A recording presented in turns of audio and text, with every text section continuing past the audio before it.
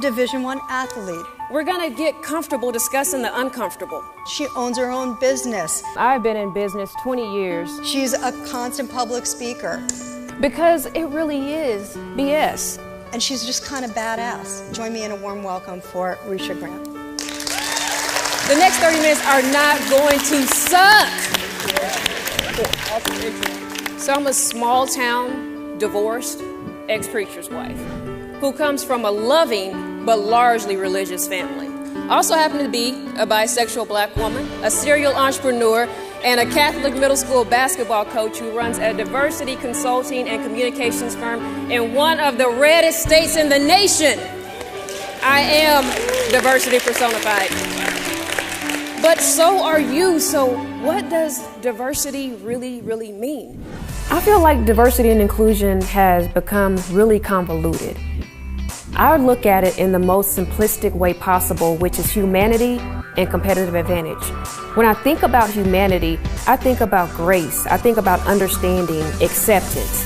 When I think about competitive advantage, it takes me to the business side and how all of the diversity, the uniqueness of who you are brings together those diverse experiences where you create innovation for companies. You provide them with that competitive advantage based on your experiences.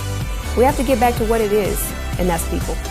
You have to allow people to be engaged. You can't just invite them. I mean, what does it really cost you to just be open for the next 30 minutes? What do you think causes division? Companies say all the time, we're having diversity problems, we need to bring you in. I'm the problem, you're the problem, we're the problem. All the bias that we bring to the table is the problem. Bias is something you can control. The only thing that I know for sure I can control is me. And we like to look at our organizations and say they need to do this and they need to do that, when really you need to work on yourself. It starts internally with you. If you will make the changes within yourself, that permeates to our companies, to our communities, and we begin to change. We can't wait on other people to change all the time.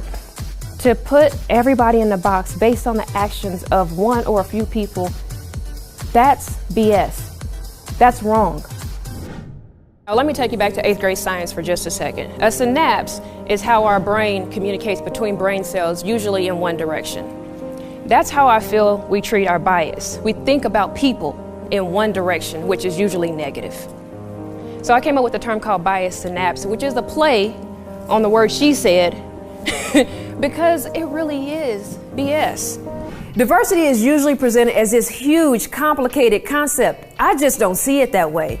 What I've learned is companies don't have diversity problems. They have people problems. I solve people problems. Permission Granted provides a 3-step process.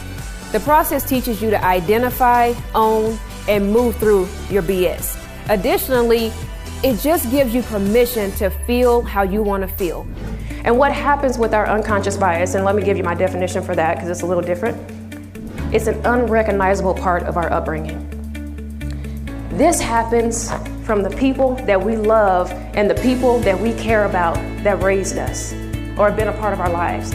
When you learn about that stuff from people that you love and that you care about, you don't really question it too much. You know, I was taught, listen, when you're around white people, you need to dress better, speak better, you need to know more. All of these things still stick in my mind. And then you grow up and have your own personal experiences. Oh man, you mix your own stuff in with what people have already told you and it's a wrap, right? You have this distrust. Wrong or right, it's there. Stick with me here. Some of you may be thinking, man, what is up with her? She has a lot of problems. I might. I did Ancestry DNA a few months ago. Oh man. I'm 20% white. Oh, yes. I could not believe it. I get on the phone, start calling people, because that's a lot to me. I went to a dinner where we were invited to actually meet people that were different, and met this guy who has 666 tattooed across his forehead. That day, our newspaper ran an article that talked about removing, this tattoo parlor was going to remove gang-related or racist tattoos for free. I'm weighing in my mind, should I tell him, should I not? Maybe he wants to know. I want to know. You know, I'm going through this whole thing, so I said, oh, what the hell. Hey, did you read the paper today? Did you see that they're removing these tattoos? And he just laughed at me. He said, you're the 5th person today that's told me about that article. he began to share with me that the tat was actually rolling sixes, and it was a gang that he was in, and that he had gone to prison and done so much bad to so many people that now he had completely changed his life. He said, and other people in gangs, they see me living my life different. They know by this tattoo that I'm living my life different, and I've led so many people out of gangs. Wow. Forgive me. Forgive me. You know, it's like I made an assumption about you. And he's like, you're right, it's a high price to pay.